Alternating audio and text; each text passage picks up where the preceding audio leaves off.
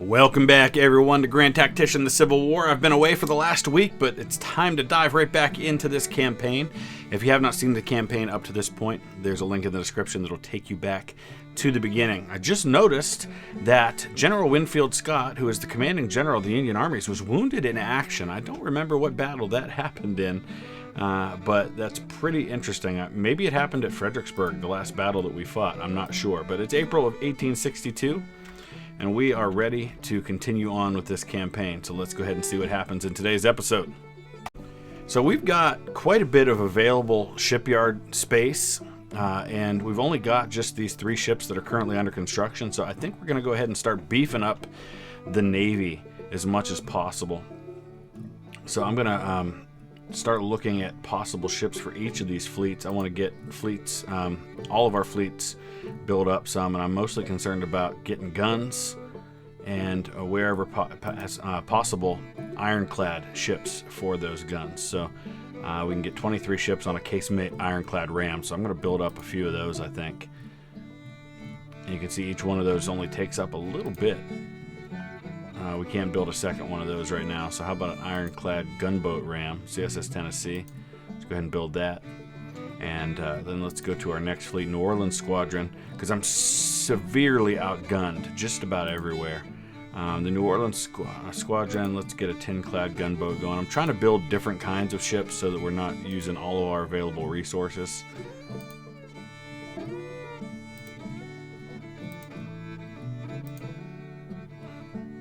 Okay, we still are just at 14,000 out of our 50,000 shipyard utilization availability. This one, we're doing a lot of frigates in this one. These are seagoing vessels for the most part. Alright, so even with queuing up a bunch more ships, we're still just at half of our available utilization, but you see how many more ships we've got going. The only thing I'm worried about is the amount of money and resources that we're putting into those. So I don't want to just max out my shipyard utilization until I'm sure that we can handle all of the resources that are needed to make those ships. Now, as far as our recruitment goes, I want to just take a look real quick and see where we're at. We've got about 37,000 available recruits, but most of our states don't have enough to form a new unit. I've got a couple like New Mexico Territory, Alabama, and Kentucky, so I'll go ahead and queue up a few more units, but for the most part, we're pretty dry at the moment. So it looks like Henry Halleck has taken over as commanding general of the Union armies. His national morale is at 83, national support pretty equal to mine, right around 94, 95. My morale of my armies is better. Number of men fielded, he's got about 30,000 more men in the field than me, but I keep mentioning the fact that a lot of the men fielded for me are in garrisons. They're not in fielded armies, and so he's got a huge advantage in the fielded armies that we're trying to catch up with. Right now, as far as policies go, we've got a bunch of available policies here. Support Mexican intervention. The European intervention in Mexico is underway, and Union is distracted by the Civil War. To strengthen relations with the Europeans, the Confederate States government offers official support to the French fighting in Mexico. French intervention to support the CSA is made possible.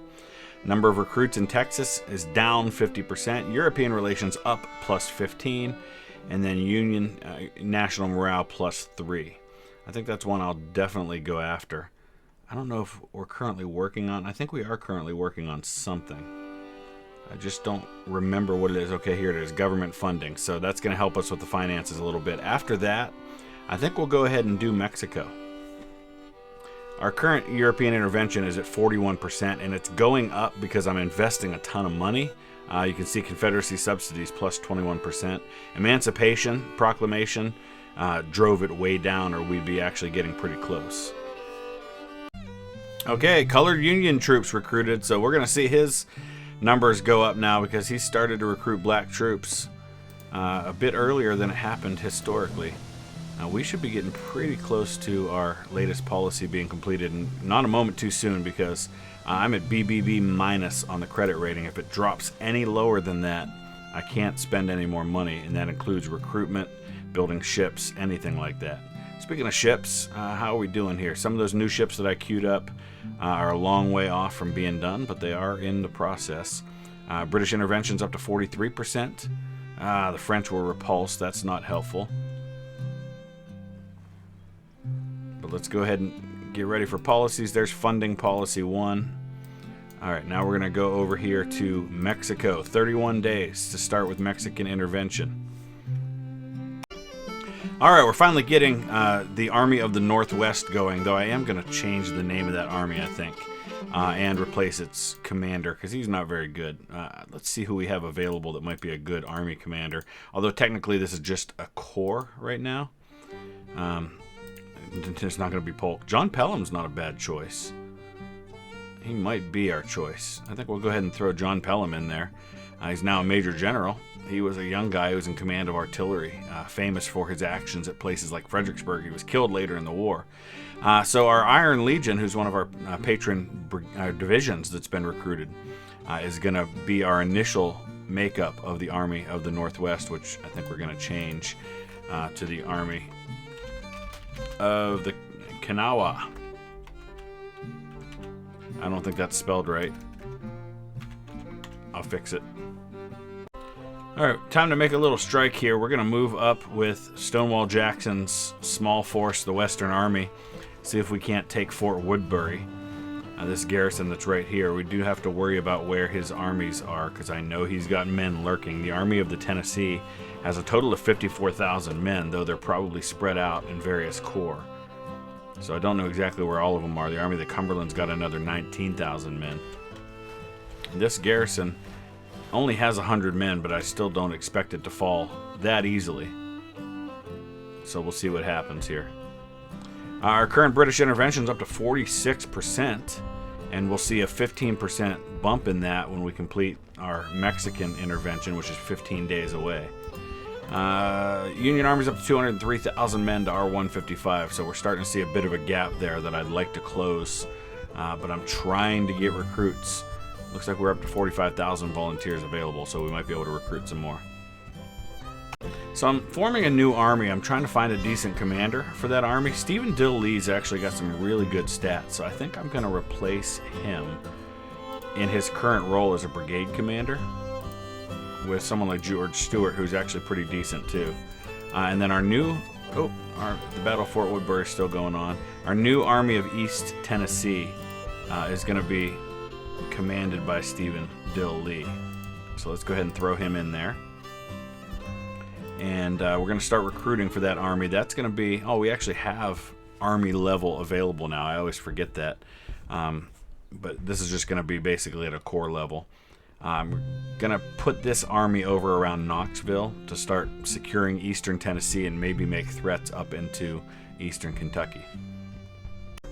All right, well, I shouldn't be completely surprised by the fact that he sent his first corps down to engage with what Stonewall Jackson's doing here with his 20,000 men.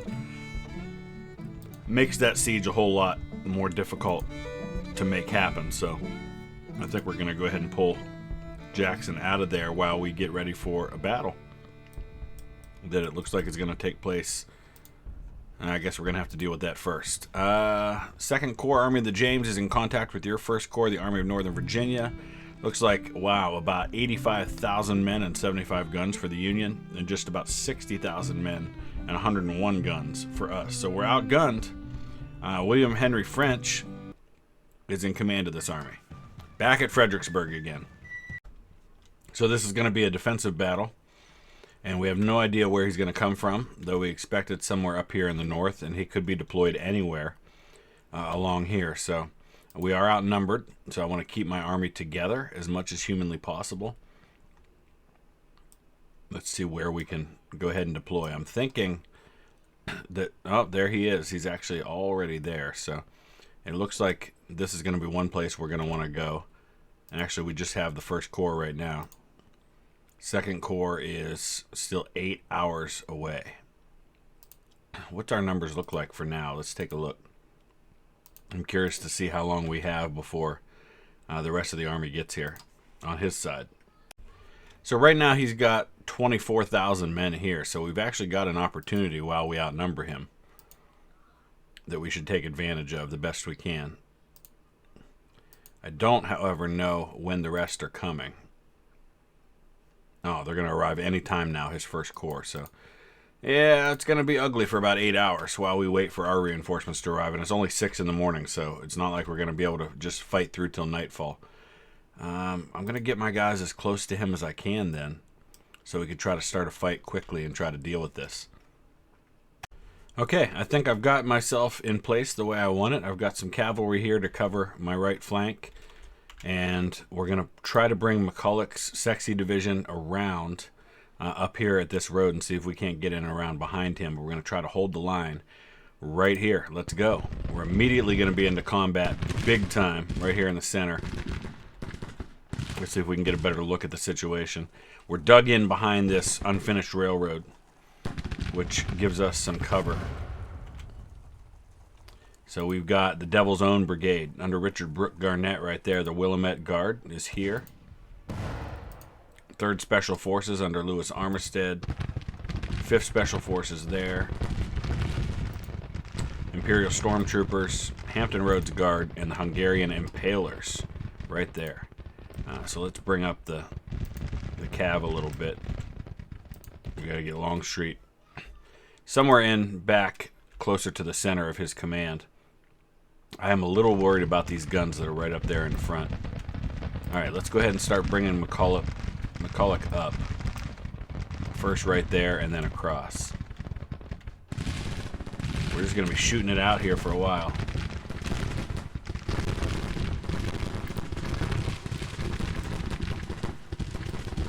The Richmond, the 1st Special Forces Battalion, or battery, right there.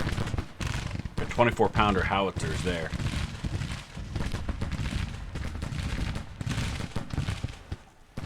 Okay, so far, pretty even, actually. Not necessarily the best for us, though we do have a significantly higher morale. Let's bring the Imperial Stormtroopers right up here to the line.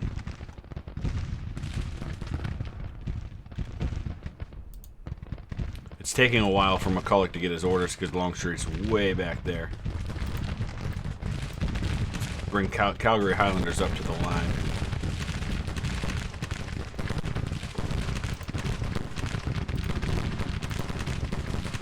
Alright, how are we doing at the center? Armistead's lost just 82 men. But the enemy's behind cover too. Jones has lost 211 men. Garnett 174. I'm mostly just concerned about what these batteries are going to do. They've just got 10 guns, and hopefully we can cause some damage on them. Why are the Richmond not firing? Must be a problem with their line of sight. Let's move them up a little bit. Do the same thing with these guys. Ripley's 12-pounders are firing, the Calamari Crusaders. Awesome name, by the way.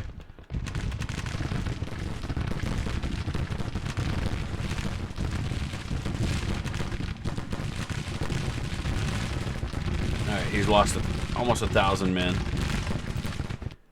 I don't think he's gotten his reinforcements yet. We still have a little bit of an advantage. He's only got 45 guns. But a lot of our guns aren't firing yet.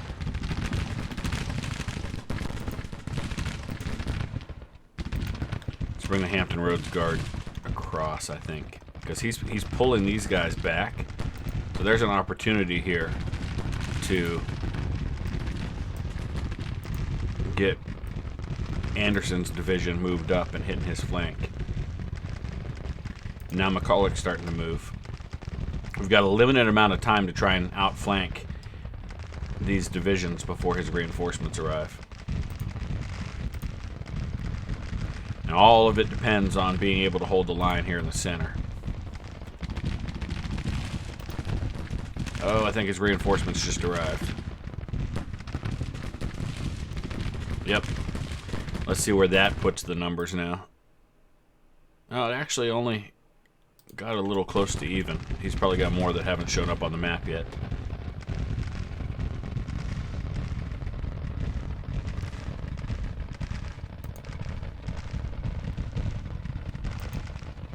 Guns still are not firing.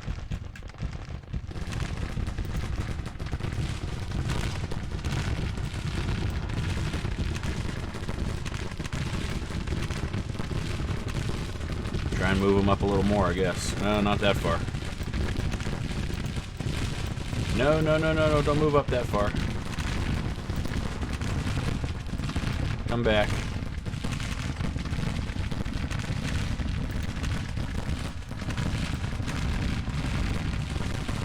Or maybe they're too close to the line. I don't know. Artillery's always kind of tricky on this game. Alright, he's starting to move forward. McCulloch, we've got to get him going as quickly as we can. Let's get him across and into position. Hampton Roads Guards starting to get engaged now. Let's get the Hungarian Impalers moved up. I'm going to hold the cav there just for now. Come on, Longstreet. Get up closer to your line.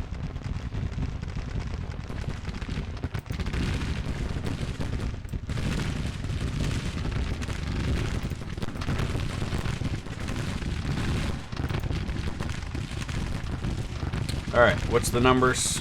Wow, okay, 2,200 for me, 3,000 for him. He's got 48,000 men on the field, though. So it becomes that much more important that we take these guys out before the reinforcements arrive. How are we holding in the center? Willamette Guard's about to break. Darn it, they've lost almost 1,000 men. And I have no reserves. I put everybody on the line. Garnett's about to break, too. So we're about to lose our center. And McCulloch's not in place yet. Come on, guys.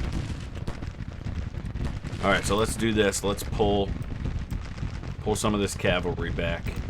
We're just going to have to give up our flank to reinforce the center.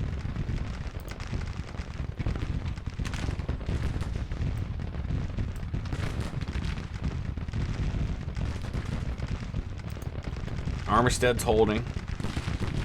I'm afraid we're going to lose Devil's Own Brigade here in a minute.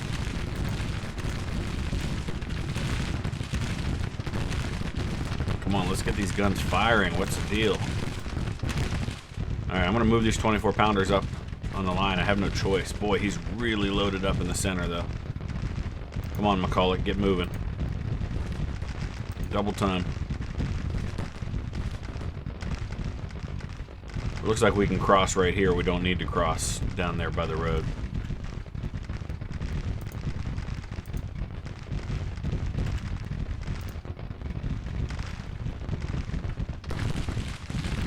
Cannot get these guys to move.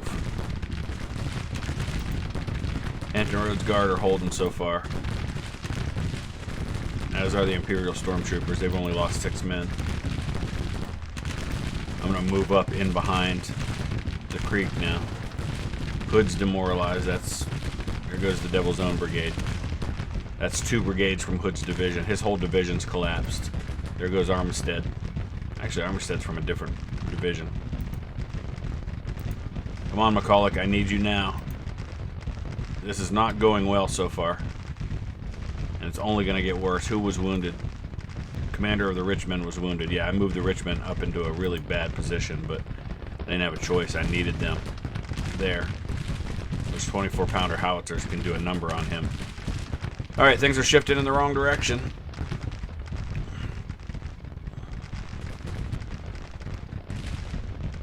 Come on, McCulloch, get there.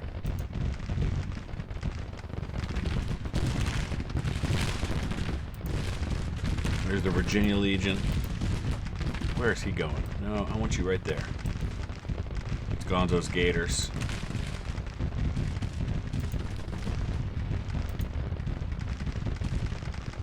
Barksdale will just keep in reserve for now. Here comes the first of our cavalry finally getting over there. Come on, Hood. They lost a lot of men. How are we doing here? Will you move? Oh my gosh, I've given this guy orders several times. Hungarian Impalers just will not move. There they go.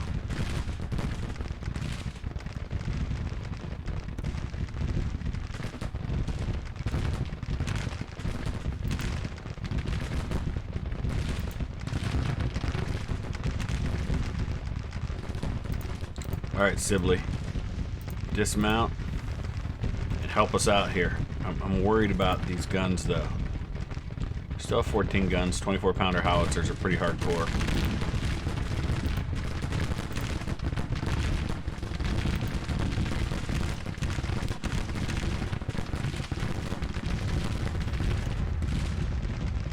Still, things are not going well, and I have no idea where his other corps is. And still at least 6 hours before mine arrives.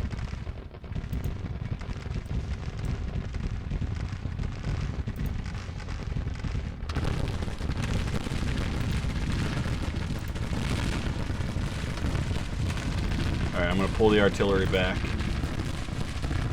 Bring the cavalry up. We still got artillery over here, but they're about to break. They're gone. So there goes the whole center of my line. They lost all their guns, darn it. Okay. We'll reconstitute them. That's not a huge deal. They will recover eventually. There we go. We just broke one of the Union lines attacking the center.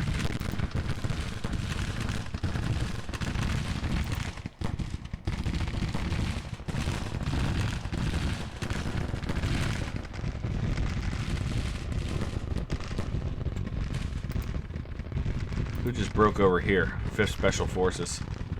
Man, this did not go well. We're going to have to fall back from Fredericksburg.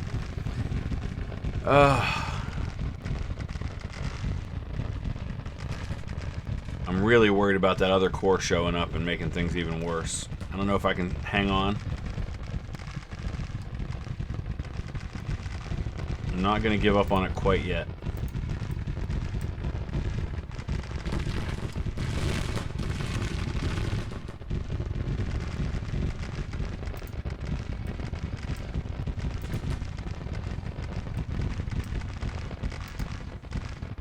Alright, Ripley, pour it into him. Nice.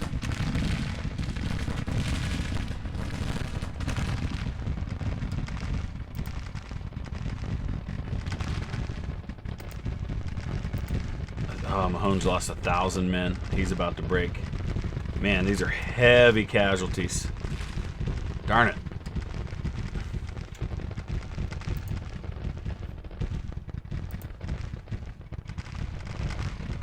There goes Negley. The artillery broke him, but then the Royal Mounted Canadians just broke too. Alright, we have no choice. I've got to fall back. Darn it! Wow, that did not go well. Okay. Okay, we inflicted 8,500 casualties on the Army of the James, but we lost 7,000 ourselves, and ours are much more difficult to replace than his are. So hopefully we don't have to fall back too far. Obviously we're going to fall back at least as far as Richmond. Alright, 2nd Corps in retreat. Colonel Mahone has lost face, so we're going to have to probably replace him. Let's go ahead and take a look at the situation here.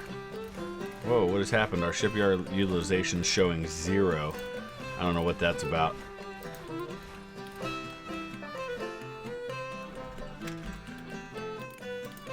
Maybe that'll just fix itself. There it is. Alright, we're all back to normal now. It just didn't show up at first for some reason. Alright, 1st Corps falling back. We're going to have to pull the 2nd Corps back to Richmond as well. Let's fall back to the fortifications that we've got here. We've got, what, about 20,000 men there defending around the city, so that'll help with our 2 Army Corps as well.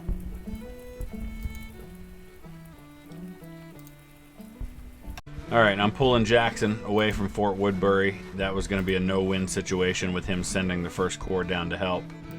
I don't know how far they're going to retreat, but it'd be nice if I could go back just as far as Dyersburg, where my base of supply is. But I wouldn't be surprised to see them fall all the way back to Corinth. It looks like it's going to let me go back to my base. I got to build that army up a little bit.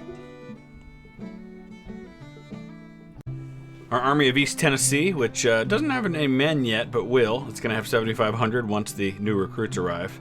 Once they do, we're going to start building a fort and a base of supply here in Knoxville. That's going to become our place not only to defend this corridor here from an incursion by the Confederates down toward Atlanta, but it's also going to give us an opportunity should it arise, to be able to move up into eastern Tennessee through the Cumberland Gap, or eastern Kentucky through the Cumberland Gap. Now, Army of Kanawha has just 1,700 men, but we're eventually going to have 5,000 there. We just got to keep an eye on his Army of the Susquehanna, which will have 38,000 men. And I just need to draw some of the pressure off of Richmond. I have pulled both of my corps into the Richmond area. I don't know why the headquarters is all the way up there, but we'll get them pulled back as well.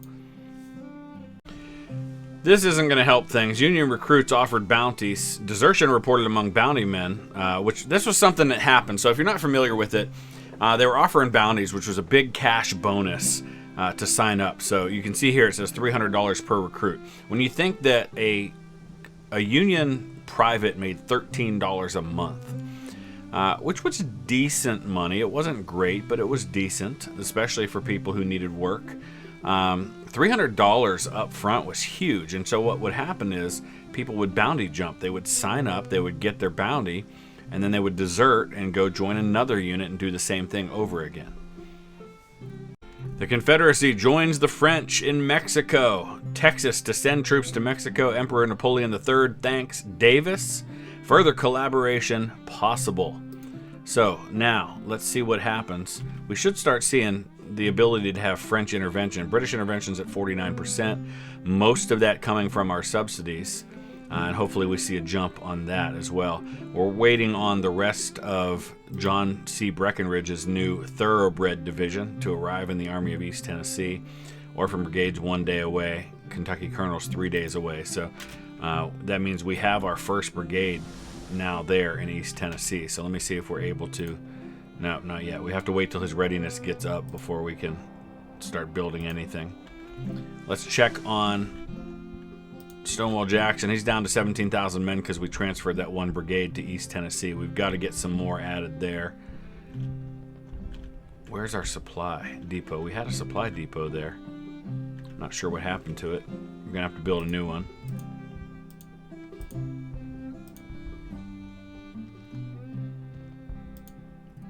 I don't think I'm going to build a fort there, though. And it looks like nobody's really threatening Nashville right now. So maybe this is an opportunity to take Beauregard's men out for a little spin. Let's see if we can go grab this supply depot right here and put a little more pressure on western Kentucky.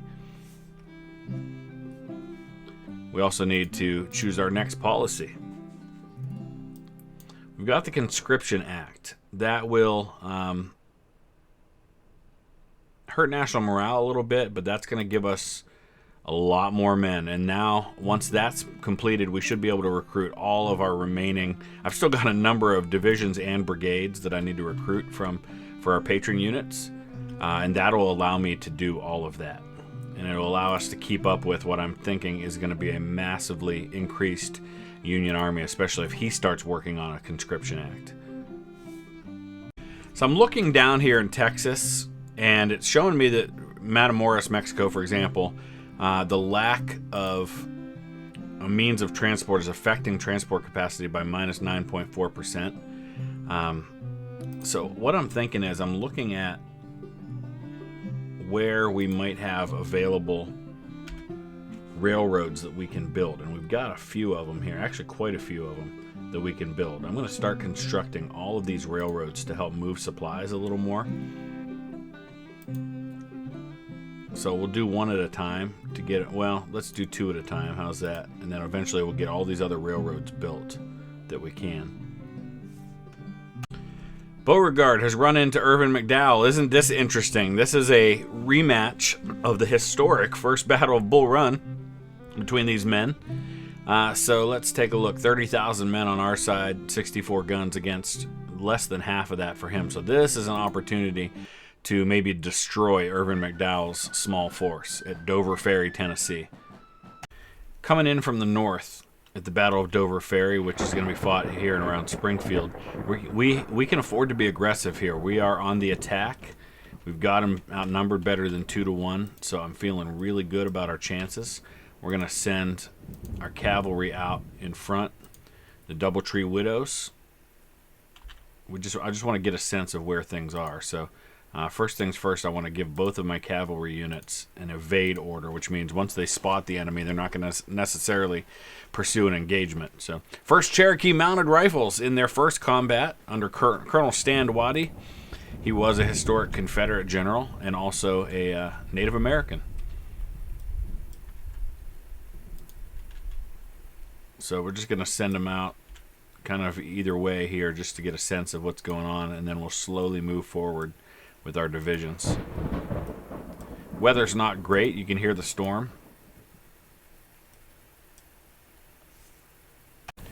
No sign of the enemy so far. I'm going to hold the Cherokee Mounted Rifles right here. I'm sending the Doubletree Widows all the way up here to see what's happening at the railroad crossing in case the enemy might be up there. But I think he's probably right in here somewhere. He just grabbed that objective, or he already had it. We haven't really covered that crossing, so I'm a little concerned about that. Alright, we'll keep Donavant there. I gotta try and hurry up and get some men up here in case he starts crossing there. He could split me in two and I wouldn't have a thing to do about it. Let's bring our artillery into position. I'm expecting him to show up somewhere in here. Alright, Buckner, let's get you right there. He could surprise me, but I don't see any other good places for him to cross, so I'm expecting it to be there somewhere. Although I may want to get aggressive here. Since I have to attack, he may just be sitting back along here. Let's go ahead and cross and see what happens.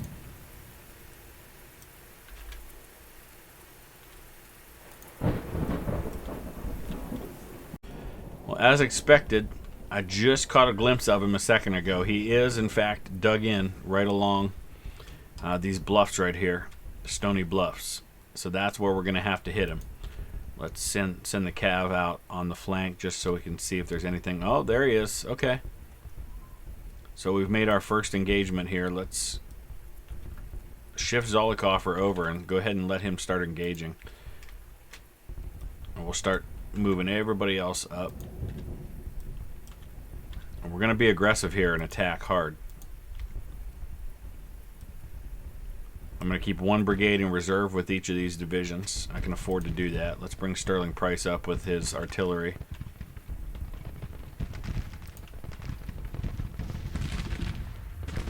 Alright. I'm going to send the Cherokee Mounted Rifles at that artillery. As soon as we get across the water, I'll charge. This is their first engagement, so I gotta be careful. Hit him. No, don't fall back. Hit him. Hit him. Their morale is not making for a good charge here, so we don't have a choice, I guess. Darn it, they broke. Never got close enough to hit the artillery. Alright, well, I shouldn't have been surprised by that. I'm also not real confident in attacking his works right here, so let's bring Magruder out and around. Keep the artillery where they are, though.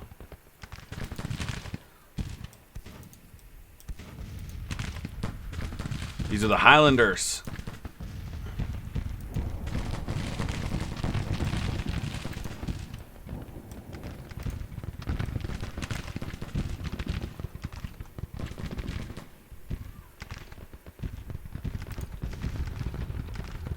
Alright, Gladden, let's see what you got. Flemish Lions going up against some cavalry.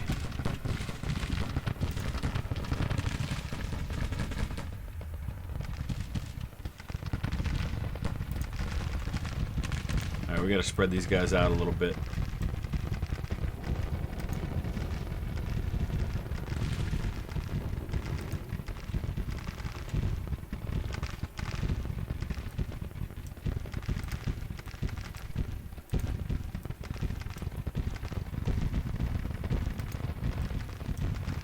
Now, Cutshaw, you just stay right where you are, please.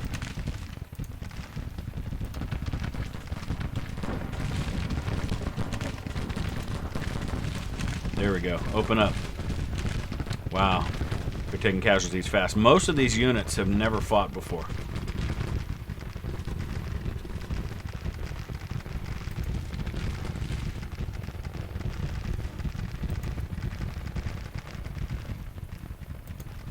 Who was wounded? Cutshaw was wounded. Okay.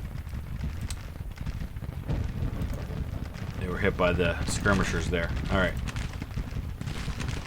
Seaforth Brigade. Let's deal with them. Protect the guns at all costs.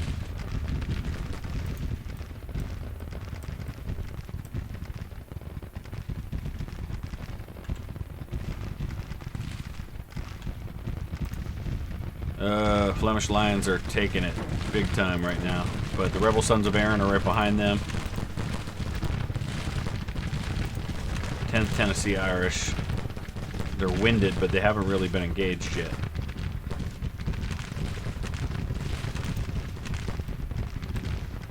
Let's get the London Volunteers up here on the flank. I've got the numbers, so I'm being a little more aggressive here.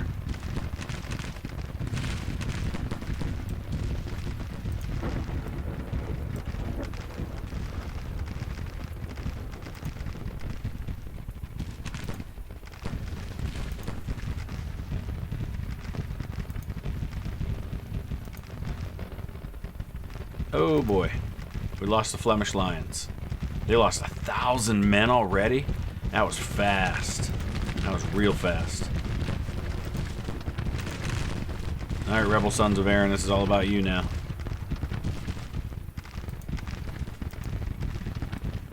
Come on, London Volunteers, get over there. Let's send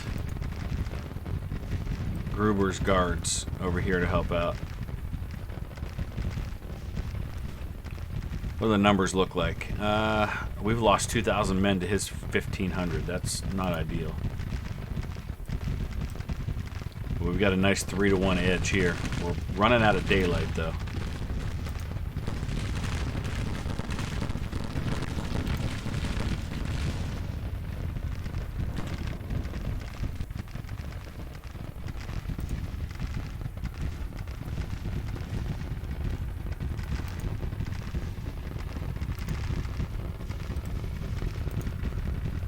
We're going to press things a little bit with these guys.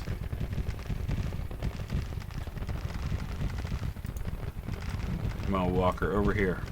Get in to their right, not behind them. Oh, there's 2 brigades here now.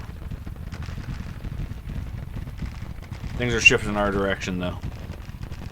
We're still taking more casualties than he has. But that's because I've been pretty aggressive.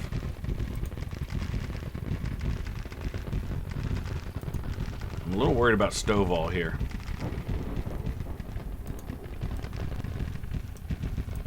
I'm going to press these 2 brigades forward. And once they do that, we can turn Stonewall this way.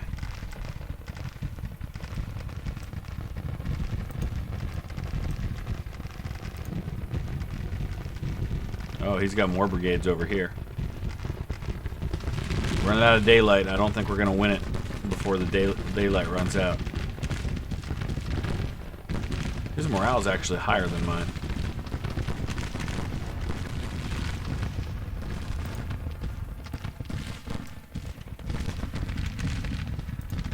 There we go. Drive them back. Awesome. We did win it before the end of the day. Perfect.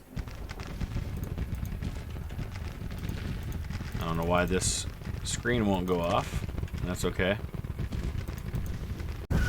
3,600 men lost for Irvin McDowell, 3,570 for me, so pretty much even odds. But that is a major Confederate victory. More importantly, we drive him out of Tennessee and take a little pressure off what's happening in Western Tennessee. I'm going to wrap this episode up there. It wasn't very long, but this is my first one back after being away for a week, so we'll get back to it. And we are less than a month away in game time from getting conscription, the draft. And at that point, I will be able to recruit every single one of our remaining brigades. So if you have a division or a brigade that has been requested and not yet shown up in the game, that will happen next episode, and then I'll make a special video for all of our patrons so you can see exactly where your men are in the order of battle. All right, we're going to wrap it up right there. Thanks for watching. We will see you again soon.